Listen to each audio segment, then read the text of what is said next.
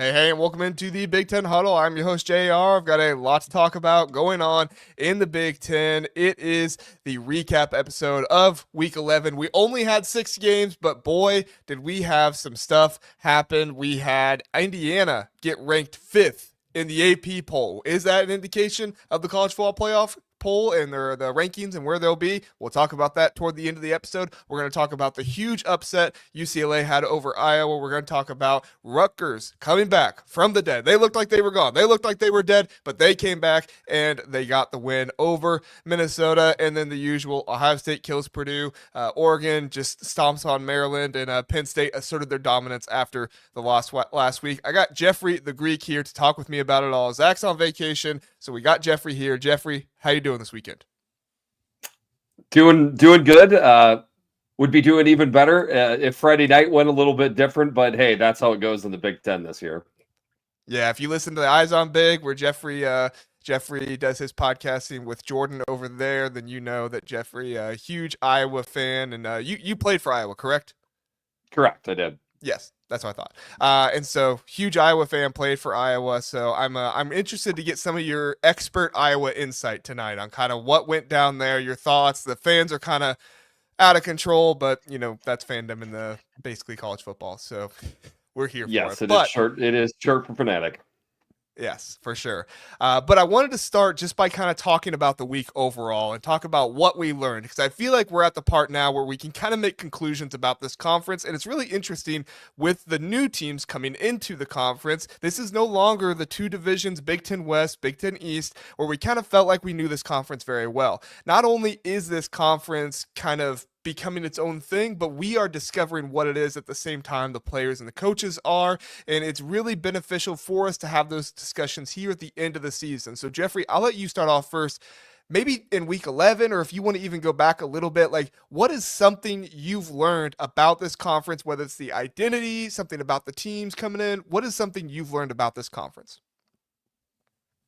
To answer the question honestly, I don't feel like I've learned a damn thing. I feel like it's been the top 4 teams this whole year, and teams 5 through 17 is an absolute mystery to me. So not to break my arm, pat myself on the back, but my picks, we do against the spread, over under every single weekend. 2021, good. 2022, excellent. All right, you could go document and find it. Last year, also very good. I am awful this year. I can't hit water falling out of a boat when it comes to picking these teams. It's like they change personalities every 2 to 3 weeks. I can't get a finger on anything. Again, talking teams 5 through 17. The top 4 teams have been great all year. The bottom team, Purdue, has been bad the whole year. In between, can't figure it out.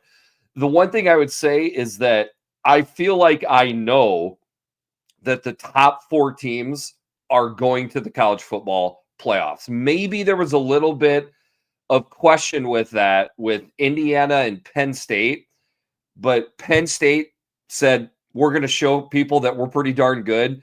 And I think Indiana, in that, even with it being a close win, I think they'll get a lot of respect for that too. I would be shocked if all 4 of those teams didn't make the playoffs. Me too. I've said it for a while now. The only way Indiana doesn't make the playoffs is if they lose by like 50 points to Ohio State. And even then, I still think they have a good shot. It would just kind of depend on what would happen around them. But with Georgia losing, I don't think Ole Miss is going to finish the season, unscathed here. So with the SEC having as much parity as it has and things going awry for some of these teams like Alabama, Georgia, teams like that you thought were shoo-ins to win the conference or to be right up there at the top, it's at the point now where the conference battle, conference race, whatever you want to call it, is getting even more thin. In fact, Philip brings it up right here. Our buddy Philip, he says, I've learned the Big Ten is better than the SEC. Fair. I think they're very close. But what do you think, Jeffrey? What I think is, it sure is interesting that the last 6-7 years, previous to Michigan winning it all last year, it was always about the top 2 teams in the country, which typically were in the SEC, right? Everybody else was compared against those top few teams in the SEC, because that's what the SEC does. They produce the top elite level teams that go win championships, and that's all that matters. Well, guess what? That's what Michigan did last year. Right now, almost without a doubt, the top team and probably two or three of the top 4 or 5 teams in the country are in the Big Ten. So if that's what we've been using as the litmus test for all of these years, it shouldn't change last year and this year. Those teams were in the Big Ten. Funny how now we're starting to hear the depth conversations with the SEC. There's just so many good teams 1 through 5 that it's impossible to get through it. Or maybe these teams at the top of the SEC just aren't as good as some of the elite teams that we've seen last year. In my opinion, Georgia from 3 years ago, they'd still be undefeated in this SEC team. 2019 LSU, they'd still be undefeated, I believe, in this SEC. I just don't think there is a top-level elite team in that conference this year. Yeah, and I think a big part of that is because the talent is being more evenly distributed, not just within the SEC, but also the country, right? You have teams being able to pay players, and I'm not going to do that whole thing of like the SEC was paying players and everybody can. I think there's a little bit of truth to it, but I'm not going to make excuses. I'm going to go ahead and say that like everybody now has a major incentive for, hey, don't go to school down in the South, come to a northern school, whether it be Ohio State, Penn State, whatever it might be, Oregon. I mean, Oregon's killing it in recruiting right now. They are just going crazy. But go to one of these larger schools where, yes, you might be more away from home, but boy, we're going to pay you and we're going to make sure that you really have the incentive to come here and stick around. And that's one less guy to Georgia. That's one less guy to Alabama. And eventually, I mean, it's just like if you eat fast food every day, that eventually is going to add up. And you're going to be like, I got to put myself on a budget here, right? Right. Yeah, all those things that you mentioned, I think are true, right? I mean, Kirby Smart has said it pretty much. Like, essentially, the days of hoarding talent are over. It's going to start affecting our roster. You're seeing it this year with Georgia. I mean, we've never seen Georgia. I mean, up until this past weekend, Kirby Smart had lost to nobody other than Alabama, and then they get boat raced by Ole Miss. So, like, if you're looking for signs, they're piling up that there isn't a top team. And to go back to a point you had before with the end of the divisions with the Big Ten, first thing I would say is this probably is when we should have the divisions because it's so massive for the conference. That's probably almost its own podcast. But on top of that, I would say I really believe if the divisions were still the same, I still think you would see the top 4 teams being the top 4 teams in the Big Ten and teams 5 through 17 kind of looking the same. In my opinion, it's more about the quality of the team that shows up every Saturday as opposed to completely focusing on the schedule. The schedule matters, don't get me wrong, but not as much as just simply how good the team is. I simply believe that even if Indiana was still in the Big Ten East, Siggy would still have them cooking and looking darn good this year. Okay. Like maybe they'd have a loss in there because they would have already played Penn State by now, but Michigan ain't what Michigan used to be. So that division this year would essentially boil down to who?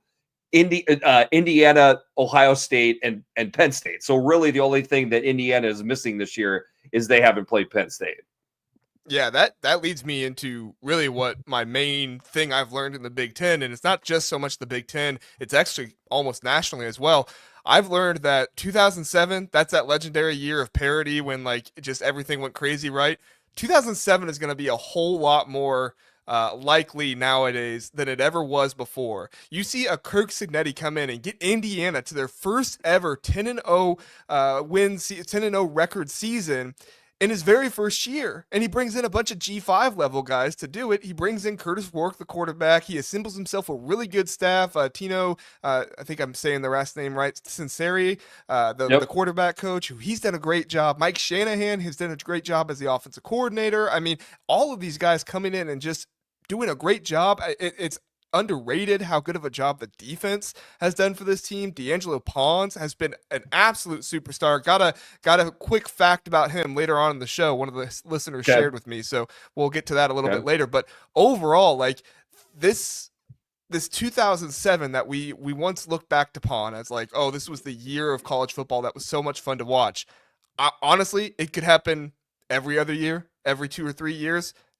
Heck, it might happen every year at this point because you see a team like Michigan who had the first round picks coming back. Yes, they lost their coach, but they had the first round picks coming back. This should at least be a 9 or 10 win team. They're 5-5, Jeffrey. 5-5. Like it's week 12, and the defending national champions don't even know if they're going to a bowl yet or not. It's absolutely crazy. I put it. We were thinking along the same lines. I put a tweet out Saturday night that said, after Georgia had just got officially boat raced, I put a tweet out that said, we now feel better about the Indiana Hoosiers making the college football playoff than we do the Georgia Bulldogs.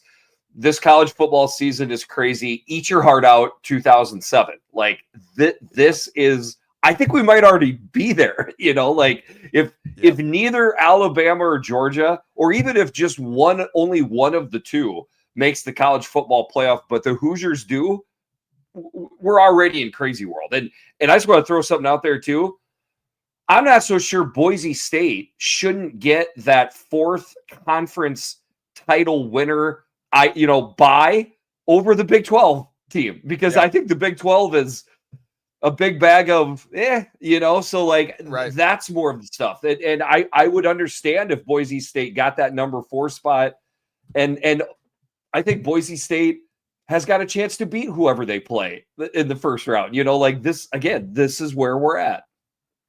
Exactly. I'm right there with you. I think that Boise State has a really good shot of making it happen. BYU, if they win, I think they'll still be ranked above. But I put out a playoff prediction just last week where I looked at it and I said Colorado has a very good chance of making the Big 12 championship. And with the talent they have at quarterback and the way they're developing, I mean, this is a team that is going to be very scary for anybody that plays them, BYU or anybody else as well. And I said, if Colorado beats BYU in the Big 12 championship game, you could be looking at a situation where it is the Ohio State or Oregon as the number 1 seed, or whoever is the Big 10 champion. You could be looking at the ACC champion. If Miami hadn't fallen this weekend, you could have saw them as the number 2 seed. You could have saw the SEC as the number 3 seed. And then you could have saw Boise State as the number 4 seed with the Big 12 Colorado as the 12 seed or 11 seed or whatever. Like it's just everything we thought was going into the season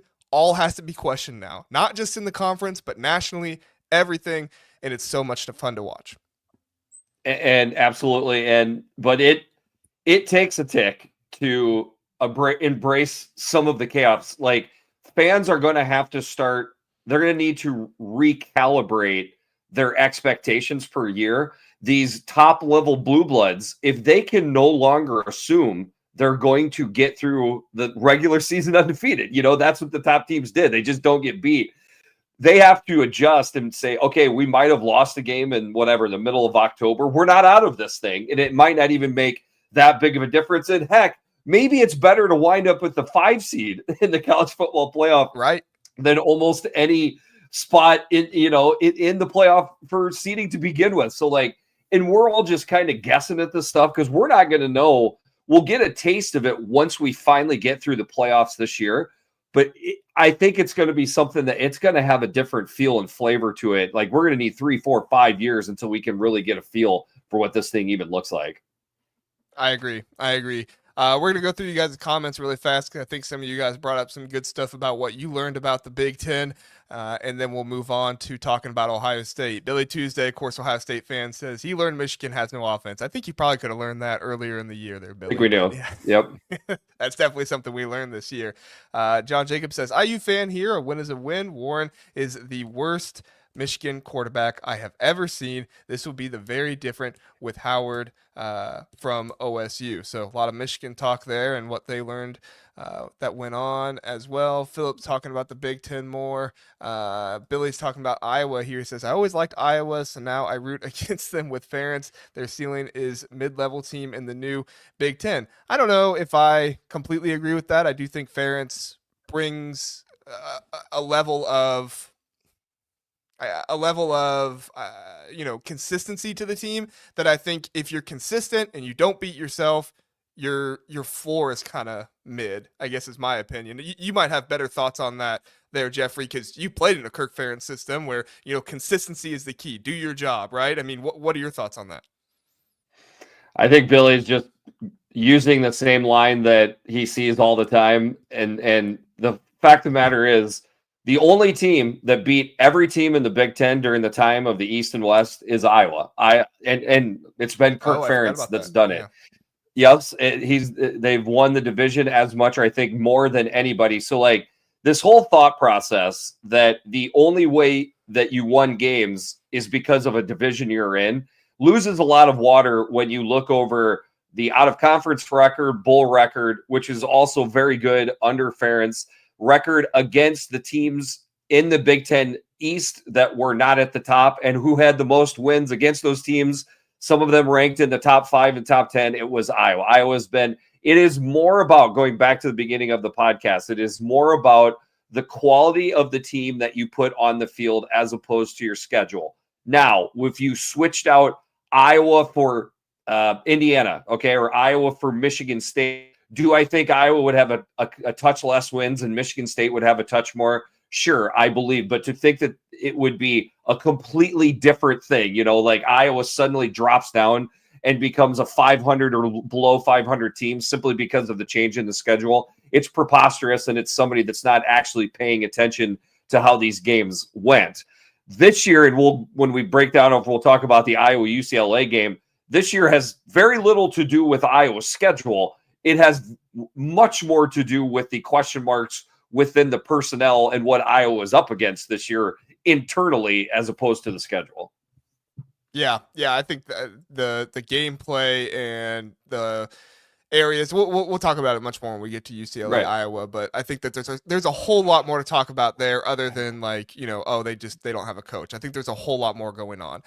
Real quick question for you here, Jeffrey, and then we'll move on to Ohio State. Who gets the credit for making Iowa tight end university? There are a lot of really good tight ends that come from Iowa. Yeah, that's a great question. I don't know if there's, one person that you can pin it down to. I mean, Iowa's tight end history goes all the way back to pre-Kirk Ferentz during the Hayden Fry days. They always made the tight end very important. You can go all the way back to Marv Cook, which, got probably the tight end thing going as much as anybody. I would just say it is the understanding that getting top flight wide receivers into a place like Iowa is tough to do sometimes. So you use what you have the most abundancy that you feel like you can develop, and that's been the tight end. So I would just say it's been spread out over time. Making it a true focus as a part of the offense is a big part of it. Yeah, the regionality aspect of it and bringing in the best players you possibly can and fit them into your offense and have them thrive in what they do. It's a huge part of it. So, huge there. All right, let's talk about Ohio State, Purdue a little bit here, Jeffrey. Obviously, quick thoughts on this one. Not a whole lot to break down in this game. Ohio State wins 45-0. Purdue is just not a good football team. Ohio State obviously is a good football team. They're ranked number 2 in the nation. What were your thoughts after watching this one? Mostly happy that this stayed under 52 and a half. That's what I was most excited about with this. It pretty much went down how we thought. I did take Purdue in the points, thinking, maybe they'll get 7 points on the board and Ohio State will just be a little bit sleepy, 41-7 type of deal. But other than a little bit of success early in the game running the ball with Purdue, that was it. Adjustments were made by Jim Knowles. Not many adjustments were ever needed by the offense. You could tell that they were kind of, working the ground game. My biggest question, though, is did Ohio State take more hits to the offensive line? I said Ohio State offensive tackles belong on an endangered species list. I tweeted out on Saturday. So, that's the biggest thing from that game is can Ohio State, are they okay along the O-line? And is it something that they can rely on going through this, what is now going to ramp up into their toughest part of their schedule?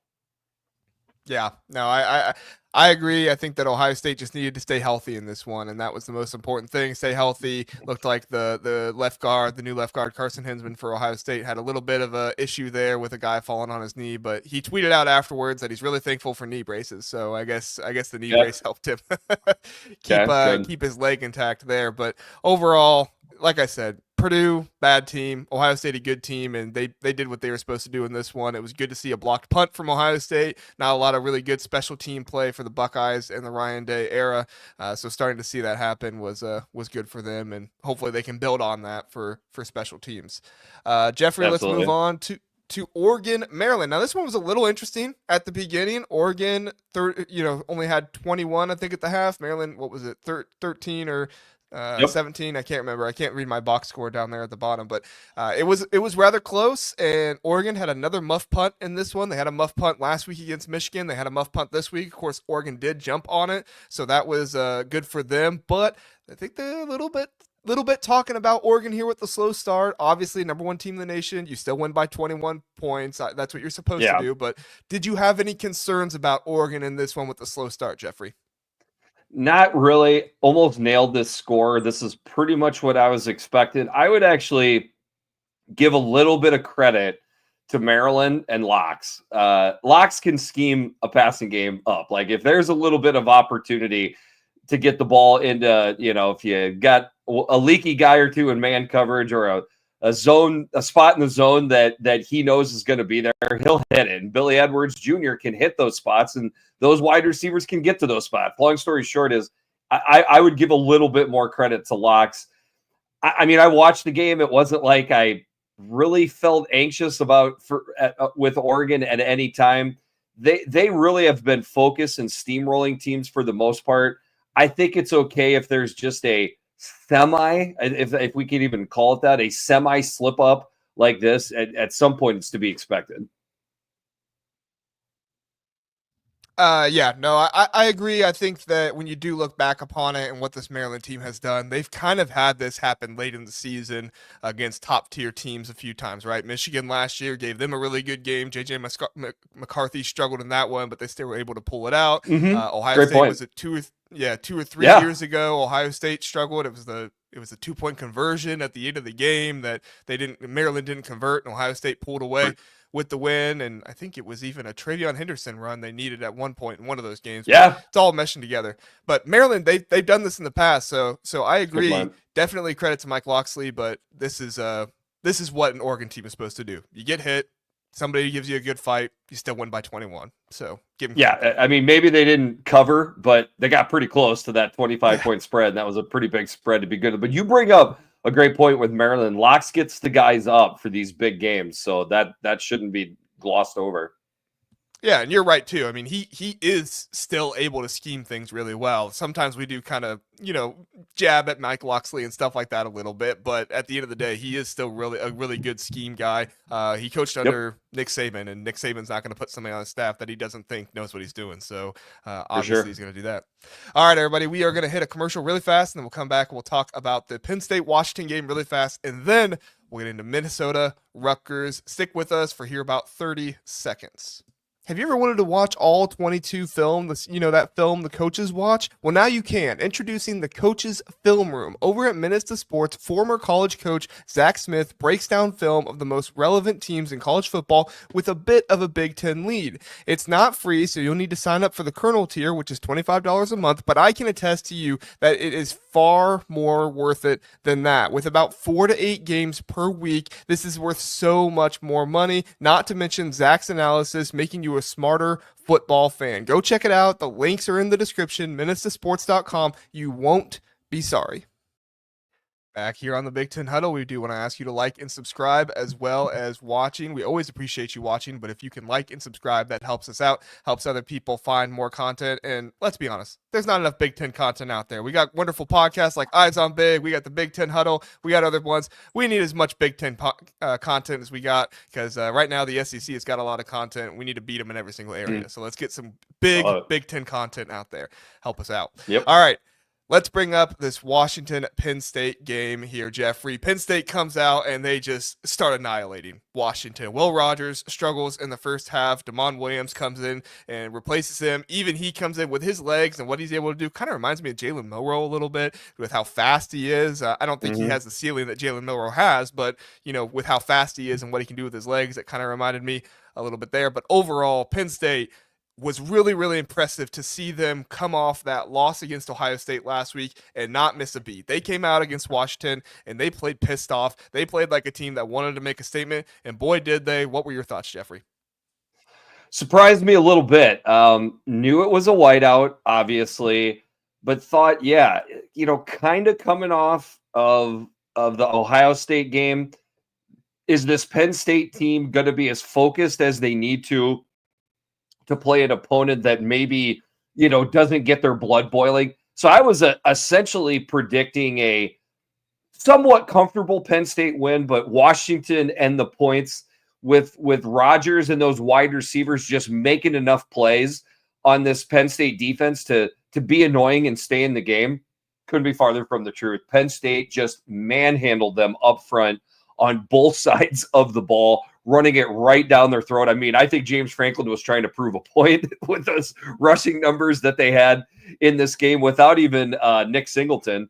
And then on the other side, the Penn State defense, when it wants to just, hey, let's meet at the quarterback type of deal, they get there. So big shout out to Penn State on this one. I still don't think I think Washington's a pretty good team, not nearly as good away from home, but for Penn State to do what they did to Washington, I felt that was a statement, as in we belong in that 12-team playoff, and they're going to make a run here in these last couple games to try to prove that.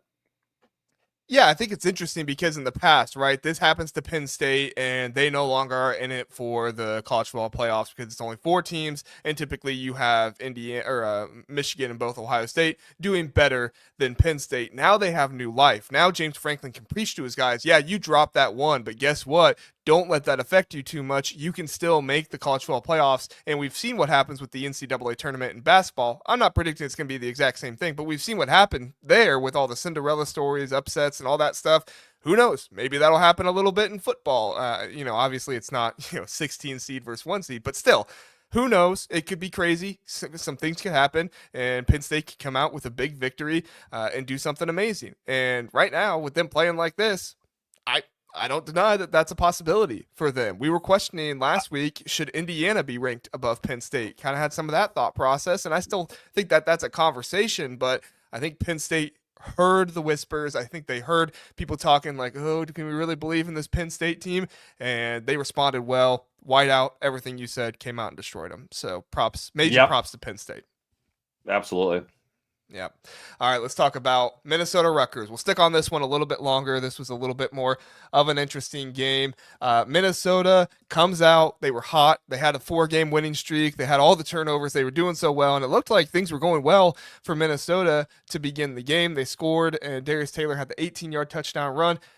Was really concerned with no Kyle Monungai for Rutgers. I didn't know how that would go. That was my key to the game for how Rutgers would win, because Minnesota has struggled against elite running backs. But even without Kyle Monungai, Athan Kaliakmanis said, Minnesota, you have a really good pass defense. Guess what? I'm going to throw it all over you. And he did in this one. They came out with a touchdown pass to Dymere Miller, and he scores 2 in this one. Ian Strong has one later on. And at the end of the day, just a huge boost for Rutgers and a demoralizing loss for Minnesota. What was your thoughts? My thoughts were, apologies to Minnesota fans. Jordan and I both predicted the exact same score, which was almost reversed with Minnesota winning this, which this year is just you might as well get the coffin ready for that team because it jinxes them so bad. I just really thought, okay, we knew Rutgers was coming off the idle week. But we knew that there was a chance that Rutgers was getting a little bit healthier, okay? But boy, had it gone south with Rutgers. And on the flip side, Minnesota so hot coming into this game. Quarterback comparison, obviously it's interesting with Athan Kaliakmanis most recently being for Minnesota, but Max Brosmer has just been so good this year. We make a joke on the podcast, he gets 8% better every single weekend, and he was still pretty good in this game. Like, a lot of signs pointed to Minnesota. All the signs pointed to Minnesota in this game through 3 quarters. I mean, this was a Minnesota win into the 4th quarter. This game changed on a dime with Rutgers. Turnover, touchdown, penalty. All of a sudden, the next thing you know, Rutgers takes the lead and doesn't look back. Shout out to Greg Schiano. right when you think that guy's dead, he will get his team back to believing and pull out a win. So that really should be probably the biggest thing here is shout out to that Rutgers team still believing in themselves. Yeah. Philip talking about Gallic, man, stole the antidote of confidence from PJ Flex. We make that joke all the time. Got some Sprite in him. Good job, Athen Caliac Manus. Yep. Yeah, I have to agree with you. Like, Greg Schiano has been questioned so much ever since they started losing games. And we even heard some Rutgers fans saying they wanted Greg Schiano fired, which I was like, okay, I get this is like standard conversation, but you can't actually be serious. Greg Schiano is a very good coach. He's, in my mind, he's the best coach in Rutgers history. And I didn't know where they were going to go that was much better than Greg Schiano for them. And he has all these injuries. Like, you have to look at it and realize how many injuries there are, and that Rutgers is just not a team that has the depth of other teams in the conference. It's just reality of what the program is.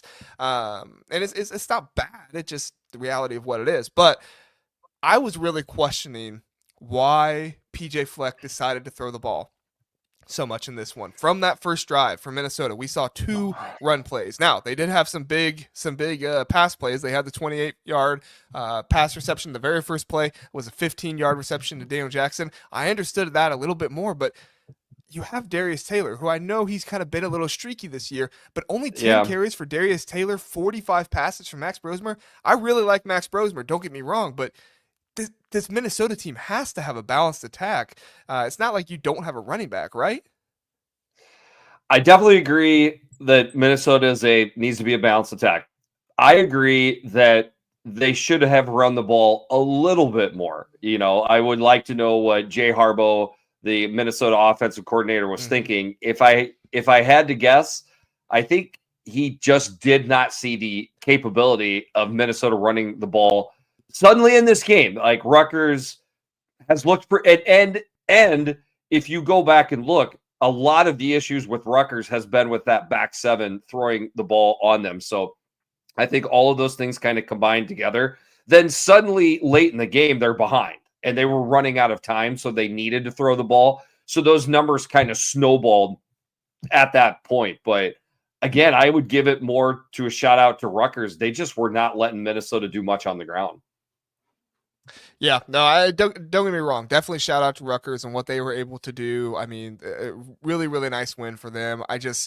We talked about it earlier on in the season with, like, what is PJ Fleck going to do now that he has a passing game? Is he going to rely on it too much? Is he going to get away from the run game? And I felt like in this one, our guy Sky U-Pod are talking about the O-line was pretty beat up and it was pretty brutal I get it.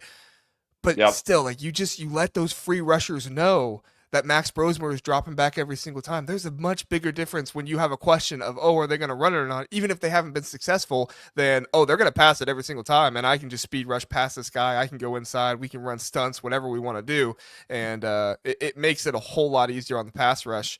And that to me was a really difficult part with what Rutgers was able to do with the pass rush as well.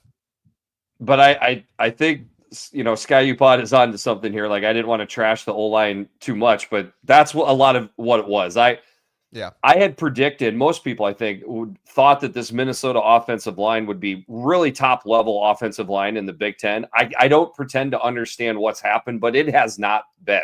I would say Max Brosmer and the play calling has bailed out this offensive line quite a bit. It would look worse if, you know, go figure, the quarterback wasn't as good as Max Brosmer has been this year. I think if you asked play callers, if there are times when, for whatever reason, there is 1 or 2 game wreckers that just suddenly does not match up well to your O-line, and you very quickly realize it's just not there for you. This is not going to be your night to run the ball. There's only so many tricks in the bag that you can bring to the rushing attack. However, with a passing attack, all it takes is that quarterback shuffling his feet to find an open area in the pocket and finding an open guy. There's always somebody open, you know, that running around. That always gives you a chance, especially from a play caller's point of view, if they are having a ton of confidence with their quarterback, which I think Minnesota has with Brosmer. Yeah, Sky U Pod again chiming in. They say biggest mystery for the Gophers this year, returning 4 starters from last year, and it just hasn't worked. I remember thinking that in the offseason. You're returning 4 starters, Oresi, however you pronounce his name. I'm terrible with pronouncing names. I apologize, but he was coming in widely touted as a first round draft pick possibility and stuff. And yeah, it's not been the O line that Minnesota fans have been hoping for, and that's been difficult.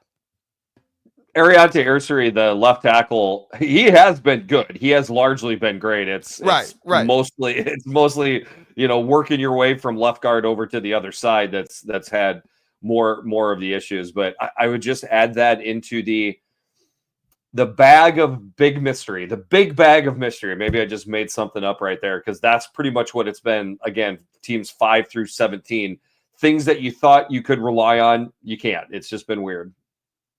Yeah, at this point, I saw your power rankings this week. It's like the 5 through 17, they are their own tier right now, because 17 can beat 5 any day of the week, and it's just always moving. The new Big West. It's the new Big West. Yep. It is.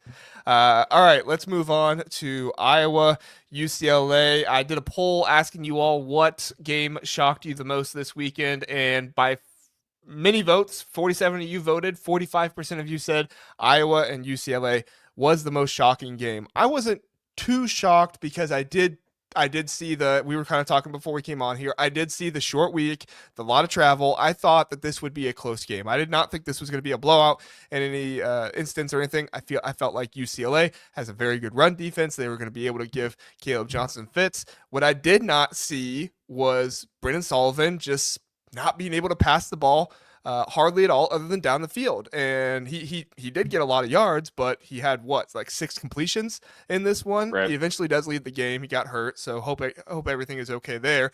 But Stratton comes in, and Jackson Stratton, he comes in. He's a walk-on 5th string quarterback, I think. Yep. Yeah. And I don't think he was terrible. I don't think he was bad. I think he did what he could. But at the end of the day, like, when you're on your 5th string quarterback, it's really difficult there. Not taking anything away from UCLA. UCLA did a really good job. No. Not trying to take anything away from them. But for Iowa, that's a really, really tough position to be in this one. I picked UCLA in the points. Had Iowa miraculously scored a touchdown at the end of the game, I would have pretty much nailed this score. But who's to expect?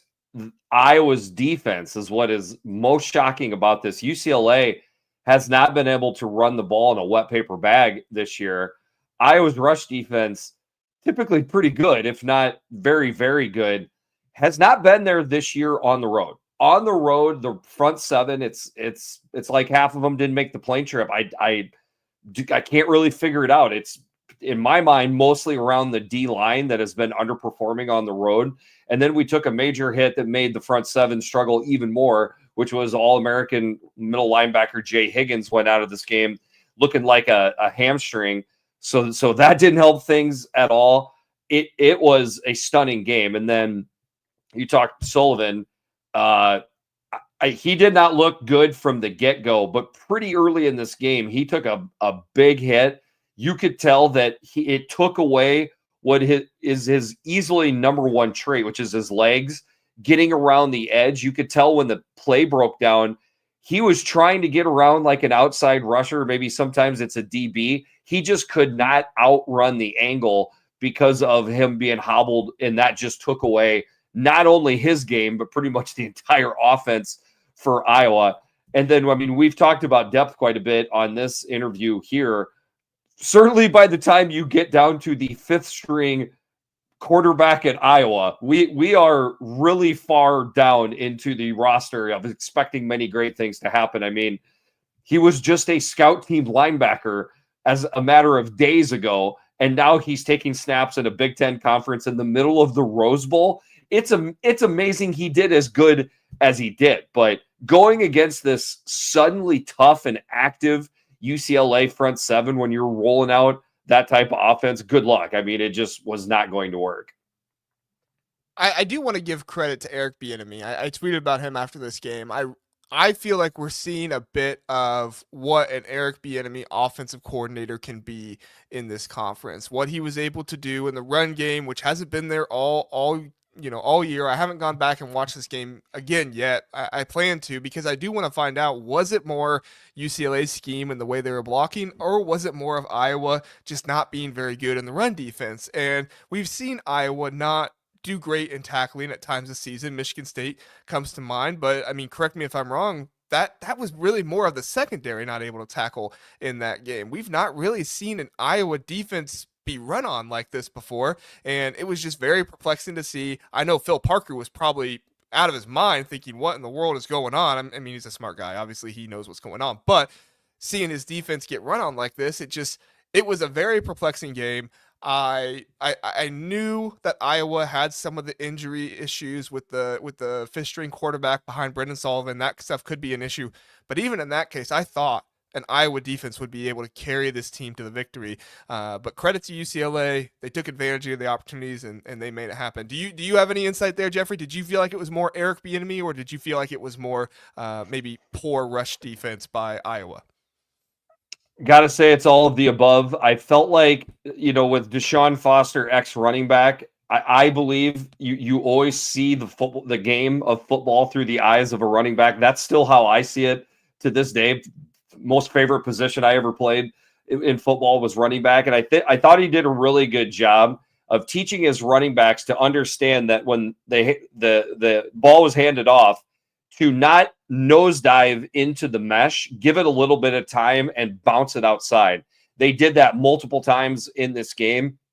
Iowa was not sound on the back edge, whether it was Castro or a defensive end, maybe every now and then outside linebacker, and they would squirt out. They weren't huge gashes, but 12-yard runs versus an Iowa defense like that is even surprising in and of itself. So I don't disagree with you that Michigan State was more of a back seven tackling deal, and this was more of a front seven getting off block scheme. So I would agree with you on that. Either way, if you are running on an Iowa defense, you're doing something right, I think. So then that goes back to Deshaun Foster and Eric Bieniemy. I mean, all of these guys were new to this UCLA staff. Like, this was, other than Deshaun Foster, but like in their roles and everything, it has took them some time. But then you also look at who they've played. I mean, they have played an absolutely murderer's row of football teams up to this point, right? So suddenly you wonder, well, if you just subbed out a couple of those teams, maybe they would have a better record, because this sure seems to be a UCLA team that's been playing hard for 3-4 weeks now. I totally agree. This UCLA team, I heard reports early on in the year that it was a possibility that maybe they were starting to not practice as hard. Maybe they were starting to give up and stuff like that. And I couldn't believe it. I thought Deshaun Foster in his very first year, there's no way he lets this happen. He loves UCLA. He's an alumni. He played there, everything. Like, he's not going to let this happen. And all credit to him, the coaching staff, the players, that they got down early. They had a really rough start to the season. They almost lost to Hawaii to begin the year. It's a really, really tough start to it. And now they're doing really, really well, hitting on all cylinders. It seems like the defense is putting it together, at least on the rush end.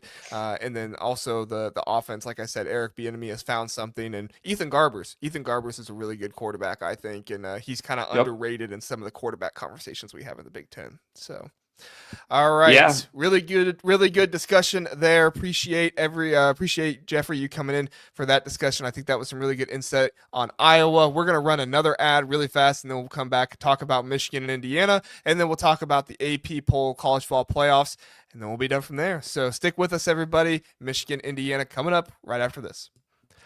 Home Field is your go-to destination for premium collegiate apparel with a passion for comfort and a flair for vintage design.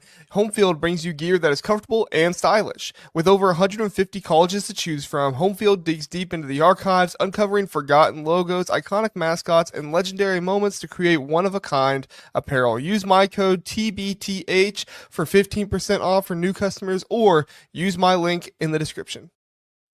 Back here on the Big Ten Huddle, we do want to remind you there's also the podcast version. So if you don't catch it live and you don't want to mess with not having the screen on your pocket and everything like that with YouTube, always go over. You can find us on podcasts. We have all of our episodes posted there, long form episodes. We also have basketball also posted on that as well. Every Thursday night we do a basketball episode, and we will fill you in on basketball as well. So go check it out, the Big Ten Huddle, Apple Podcasts, Spotify, all those different platforms. All right, Jeffrey, Michigan, Indiana. I thought Indiana would run away with this one. I thought Indiana, they might struggle at the beginning, Michigan's gameplay, but the second half would be Indiana's. We've seen Michigan's defense kind of, not do as well in the second half. Maybe the defensive line gets a little tired. The offense figures out Wink Martindale, that kind of stuff. And so when it was a little close, I wasn't too worried. I was like, okay, Indiana's going to come out here in the second half and really take care of things. Boy, was I wrong. Indiana's offense did virtually nothing in the second half until later into the fourth quarter. It was astounding what Michigan was able to do to Indiana's offense in the second half because of just the way the season has gone so far. I give a lot of credit, though, to Indiana. They were opportunistic. They had the really big return there at the end of the game. I had some people on the Power Ranking show say, like, oh, maybe you feel worse about India after this one. I felt better about Indiana. I felt like this was a team where stuff didn't go their way. Things didn't happen the way they wanted to, and they were resilient. They were still confident in themselves. They never got down on themselves too much, and I think that this really just shows volumes of this team Indiana is. On the flip side, Michigan just doesn't have the coaches in my mind. Like, the coaches are making mistakes. Sharon Moore, the timeout at the end of the game there, question some of Kirk Campbell's play calls. I don't normally do that because I think there's a lot more into it than maybe sometimes we understand, but there were just some decision making I wasn't quite sure of. Jeffrey, start anywhere you want. What were your thoughts on this game? Well, we share a brain in that I came away with this very impressed that Indiana now has yet another tool in their toolbox to win games, which is defense and special teams, because that's essentially what took them home. With special teams, it's like I had this thought go through my head in that when Michigan had the momentum in this game, right? They were a 2-point conversion away from tying this game, coming all the way down from 17-3, right? Being behind in this game. And Indiana then gets the ball back and I think they had the punt return, and then they set up for the field goal. Now, Indiana teams of old would miss that field goal, right? Leaving them open to be beaten by a field goal. That place kicker steps up. That wasn't a chip shot, and he just pounds it right through. Suddenly, like that, you're up by 5. Michigan's got to score a touchdown in order to win this game. That's championship DNA right there.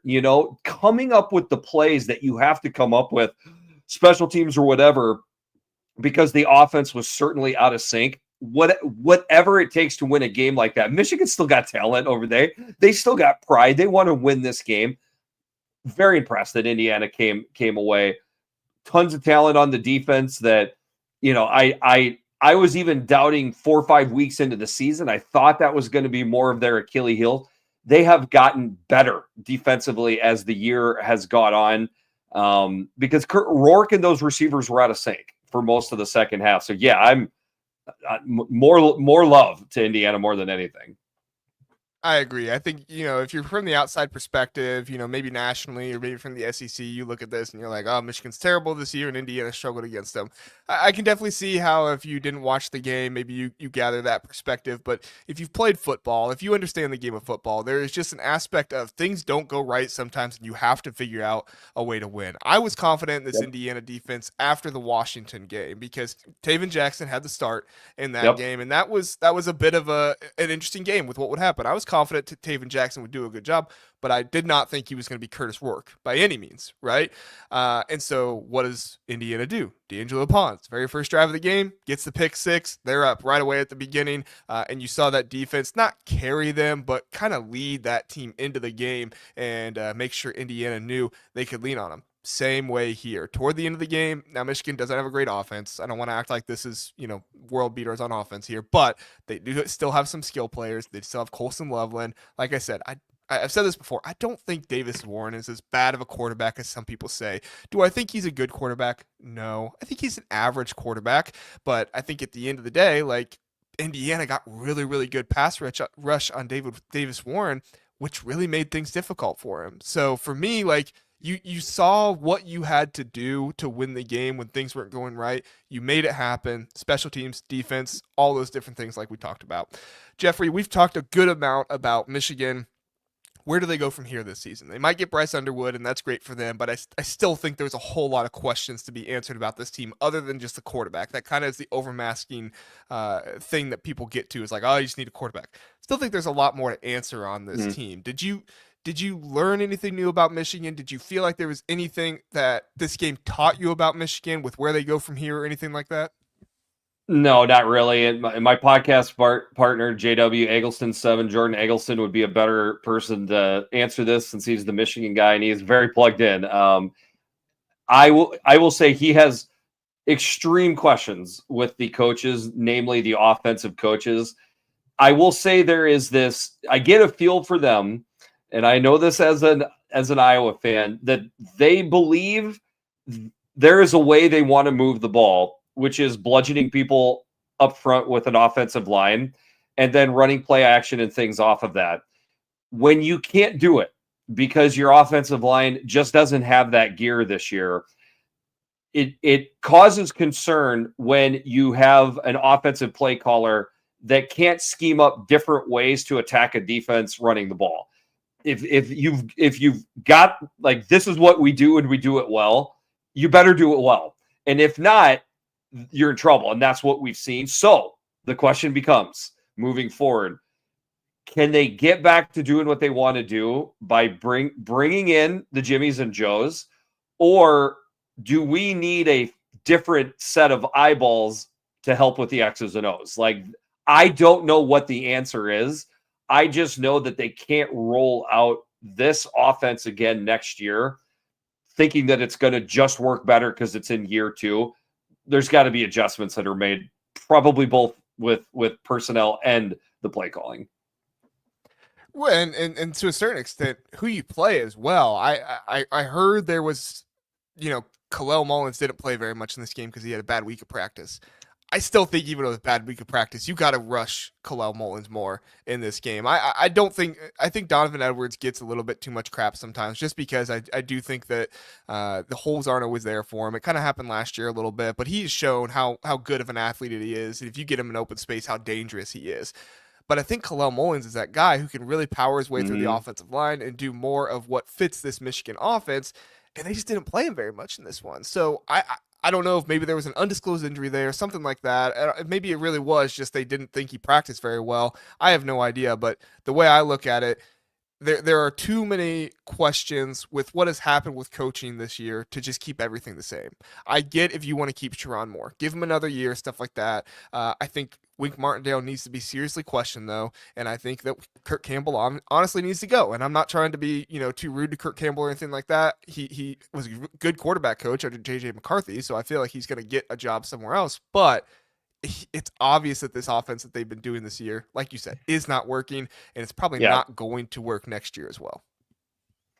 It seems like it was too big of an advancement for him at this level. So I don't disagree with you there. That'll come back on to Sharon Moore.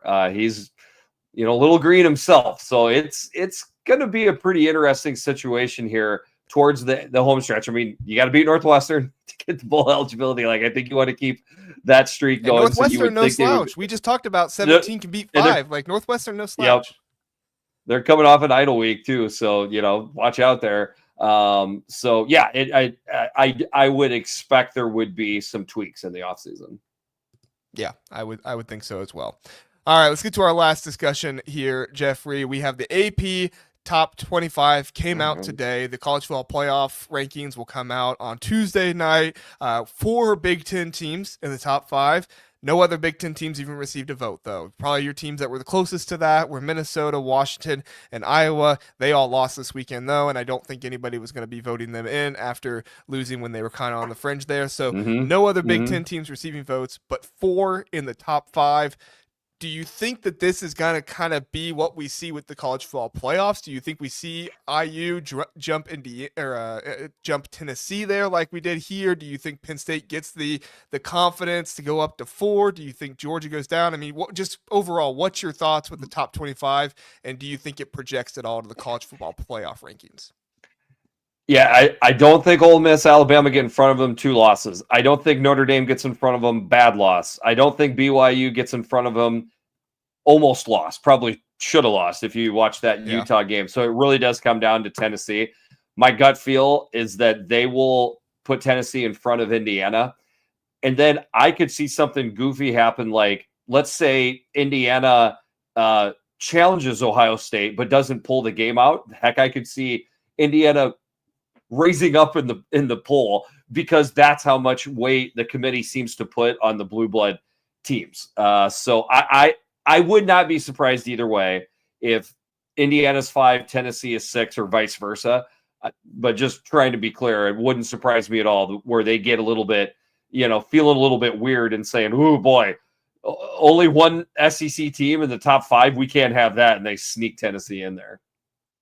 So let me just get this straight. You are of the opinion that even if, and I'm not saying this is a foregone conclusion, we have a lot of Indiana fans that watch, so I'm just saying if this does happen, if Indiana loses to Ohio State, let's say by a score or 2, it's close, but right. Not like down to the wire. You still think Indiana makes the college football playoffs? I think so. And I don't exactly know how this works, but I would think Tony Petitti is talking to somebody and leaving out an 11-1 Big Ten team better not happen, especially when you are looking at all of these 2-loss teams that they're getting compared to, or a 1-loss team who really hasn't played any better of a schedule than what Indiana has. So yes, they're going to be, we think they're going to be somewhere around 5 or 6. So as long as they just don't get boat raced by Ohio State, I just don't see them dropping back far enough where it would kick them all the way out of the top 12. Yeah, I can't see this Indiana team being boat raced by Ohio State. They're playing with too much confidence. They are too sound. They have too much good discipline. Kirk Cignetti just seems like too good of a coach. By the way, did you hear his answer when they said that it was the first time Indiana was ever 10-0? No, what'd he say? He said, not bad. Yeah, Siggy's got a lot of confidence with Siggy right now, and he deserves it. So I mean, first 10-win season of all time. They have got all kinds of things out in front of him still. So he deserves all the arrogance right now. Yeah, I got to show you this picture. We clipped it last week and put it up, but this picture to me just kind of exemplifies Kirk Cignetti. 40-10. Yeah, yep. That's the standard. Hands on hips, looking like he's gonna kill somebody. That's our boy Siggy. I love it. Yep. All right, so we talked a good amount about Indiana there. Penn State, Ohio State, Oregon. I mean, there's really not much more to talk about there. But do you have any thoughts about them and the AP poll and what we might look for in the college football playoff rankings or anything? Oregon will obviously be number 1. Ohio State will obviously be number 2. I would say there's a little bit of fluidity with where they would put Penn State as well. I really think the biggest thing comes down to where do you want to wind up? If somehow Indiana, doesn't beat Ohio State but has a good game, if Indiana winds up 6th, okay, is that possible that they are that high where they get to host a college football playoff game? Maybe they're perfectly fine with being 11-1. Maybe it's Ohio State that winds up in that spot. I don't know. Like the whole point I'm trying to make is it's going to be interesting where it falls and where these teams are. And then in the seeding, because again, I think those 5 and 6 seeds are going to be very coveted seeds, 5, 6, 7, 8. And then the other thing that I would say is when you talked about before with the college football playoffs and like comparing it to the NCAA tournament, I think there's going to be 2 factors that are going to be huge with the college football playoff. When does that team get hot?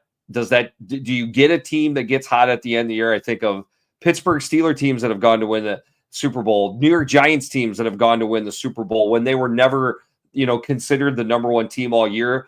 And so a hot team and a key injury. The difference between a team playing hotter and then suddenly getting a team that just had a key injury to a quarterback, a difference-making wide receiver, could make a huge difference. Like all of a sudden, these 18 to 23-year-old bodies are playing a ton of football. We're going to see injuries, and it's going to have, I guarantee you that will be a conversation that's going to have more and more as these college football playoffs go on, is the amount of injuries that are going to be piling up.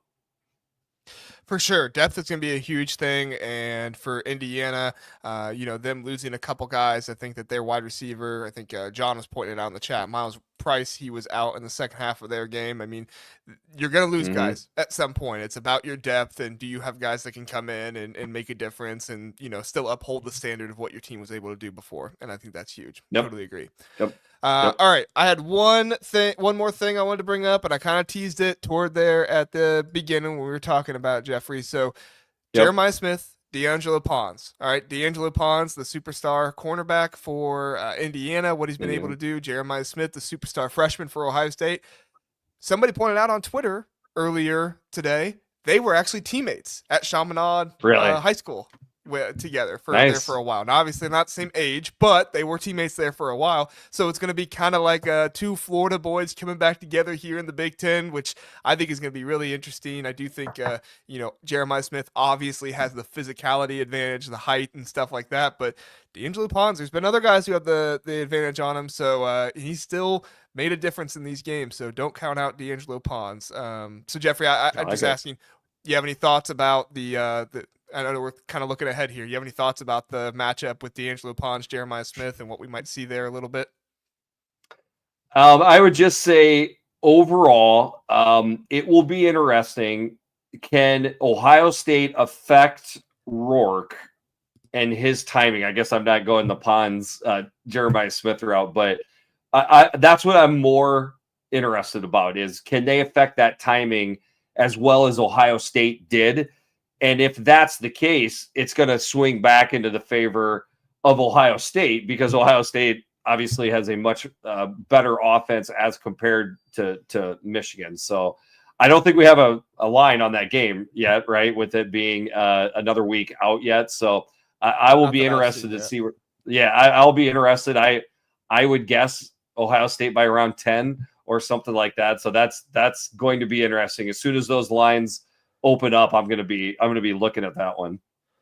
Well, Ohio State is favored by 10.5. I don't know how much you do this kind of stuff, but Ohio State is favored by 10.5 against Michigan, and Indiana was just favored at home by 14 against Michigan. So probably some math there involved, but yeah, probably somewhere around that 5 to 10 range, maybe. For Ohio State, Indiana.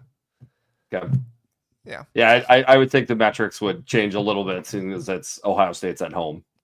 Right. But yeah. Yep. Yes, and it was John that pointed that out to me. Thank you, John. I wasn't sure if you were in the chat anymore. Chat's been going a little bit, so thank you for pointing that out to me, John. Appreciate you. John, loyal listener. We really appreciate John being here. Awesome. All right. And hey, if you listen to this podcast, you'll love Jeffrey's podcast as well. Eyes on Big. Jeffrey, why don't you tell people where they can find it at?